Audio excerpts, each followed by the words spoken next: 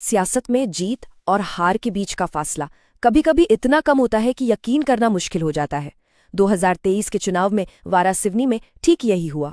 तो चलिए इस बेहद करीबी चुनावी मुकाबले की हर परत को खोलकर देखते हैं। तो ये है वो जगह जिसकी हम बात कर रहे हैं, मध्य प्रदेश के बालाघाट जिले का वारासिवनी विधानसभा क्षेत्र। सारी कहानी का केंद्र यही है। और ये है वो एक नंबर जिसने सब कुछ तय कर दिया। 46, जी हाँ, सिर्फ 46 वोटों के अंतर ने फैसला सुना दिया कि कौन जीतेगा और कौन हारेगा। संख्या बहुत छोटी है, लेकिन इसका असर बहुत बड़ा था। इस 46 वोटों की कहानी को ठीक से समझने के लिए हम अपनी पड़ताल को 5 हिस्सों में देखेंगे। पहले इन 46 वोटों का पूरा विश्लेषण करेंगे, फिर वारासिवनी की नब्ज को समझेंगे, उसके बाद 7 पुराने चुनावों के पैटर्न को डिकोड करेंगे, एक चतुर्मुखी रणनीति पर बात करेंगे और आखिर में 90 दिनों में जीत की सीढ़ी का एक खाका देखेंगे। चलिए पहले खंड से शुरू करते हैं। देखते हैं 2023 के चुनाव के ये चौंकाने वाले आंकड़े आखिर हमें बताते क्या हैं। यहाँ देखिए, मुकाबला कितना नजदीकी था। बीजेपी के प्रदीप जायसवाल को मिले 78,259 वोट और कांग्रेस के विवेक विक्की पटेल को मिले 78,213 वोट। मतलब जीत हार का अंतर सिर्फ 46 वोटों का। ये नतीजा हमें बताता है कि लोकतंत्र में एक एक वोट की कीमत क्या होती है। अच्छा, अब इन नतीजों से आगे बढ़कर उस जगह को समझते हैं जहां ये चुनाव लड़ा गया। आखिर वारासिवनी का मिजाज है कैसा, वहां के लोग सोचते कैसे हैं। देखिए, वारासिवनी की अपनी एक अलग पहचान है। ये एक कृषि प्रधान इलाका है, चावल मिले और अब एक नया इथेनॉल प्लांट भी है। लेकिन सबसे दिलचस्प बात यह है कि यहाँ के वोटर पार्टी से ज्यादा उम्मीदवार का चेहरा देखते हैं। उनकी वफादारी व्यक्ति के साथ चलती है, पार्टी के साथ नहीं। और 2023 में यहाँ लगभग 92% वोटिंग हुई। ये दिखाता है कि लोग अपने अधिकार को लेकर कितने जागरूक हैं। और एक और बात, यहाँ बड़े बड़े जातिगत समीकरण भी अक्सर काम नहीं करते। इस चार्ट में आप यहाँ के मुख्य समुदाय देख सकते हैं। पवार, लोधी और अनुसूचित जातियों की आबादी अच्छी खासी है। लेकिन जैसा हमने अभी बात की, कोई भी एक समुदाय यहाँ चुनावी नतीजों की गारंटी नहीं दे सकता। खेल हमेशा खुला रहता है। अब जरा वक्त में पीछे चलते हैं, क्योंकि आज को समझने के लिए कल को जानना बहुत जरूरी है। देखते हैं कि पिछले 7 चुनावों का पैटर्न क्या रहा है। इससे पहले कि हम आंकड़ों की गहराई में जाएं, एक बात याद रखना जरूरी है। हर वोट हर नागरिक की एक आवाज है। हमारा संविधान हमें यही अधिकार देता है, अपनी बात रखने का, अपनी राय जाहिर करने का, पूरी जिम्मेदारी के साथ। ये विश्लेषण उसी लोकतांत्रिक गरिमा को समझने की एक कोशिश है। पिछले 30 सालों का इतिहास देखिए। वारासिवनी ने हर राजनीतिक रंग देखा है। जनता दल से लेकर कांग्रेस, बीजेपी और यहाँ तक कि एक निर्दलीय उम्मीदवार को भी यहाँ से जीत मिली है। ये साफ दिखाता है कि यहाँ के वोटर किसी एक पार्टी से बंधे हुए नहीं हैं।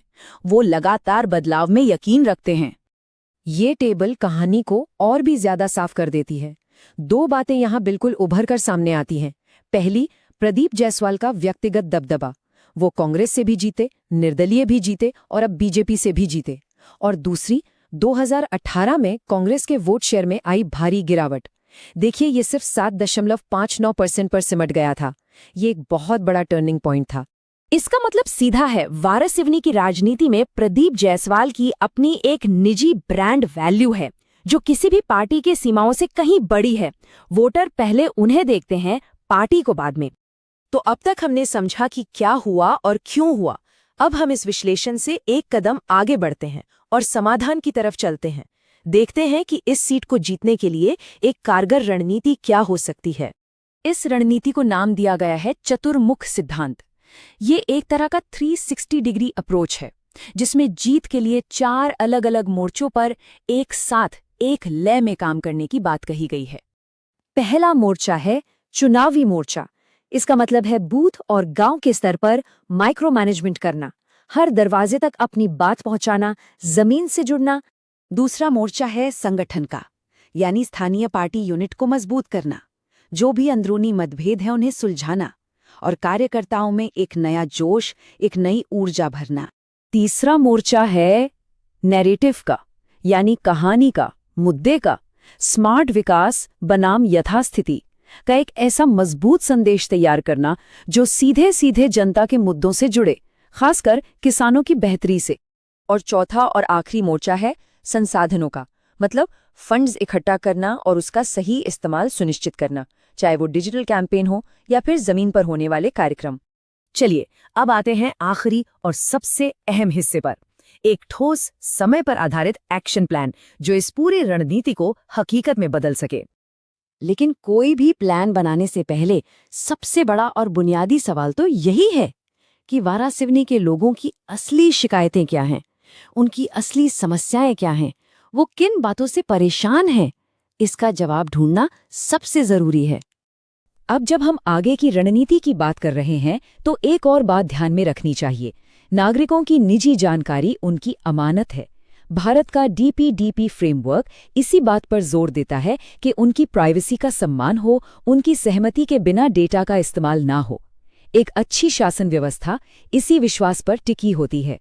उपलब्ध डेटा में शिकायतों की पूरी जानकारी तो नहीं है, लेकिन अनुमान है कि मुद्दे खेती किसानी, सड़क, बिजली, अस्पताल, युवाओं के लिए रोजगार और सरकारी कामकाज से ही जुड़े होंगे। सही तस्वीर जानने के लिए जमीनी सर्वे बहुत जरूरी है। और जब मुद्दे साफ हो जाएं, तो ये 90 दिन की सीढ़ी काम आ सकती है। पहले 30 दिन जमीन तैयार करना, पार्टी सेल को सक्रिय करना, अगले 30 दिन लोगों को लामबंद करना, उन तक पहुंचना, और आखिरी 30 दिनों में पूरी ताकत से अंतिम प्रहार करना। तो इस पूरे विश्लेषण का निचोड़ क्या है? निचोड़ ये है कि आज के दौर में जहां मुकाबला इतना कड़ा और स्थानीय हो गया है, वहां जीत सिर्फ मिलती नहीं है, उसे एक इंजीनियर की तरह पूरी सटीकता के साथ प्लान और तैयार किया जाता है।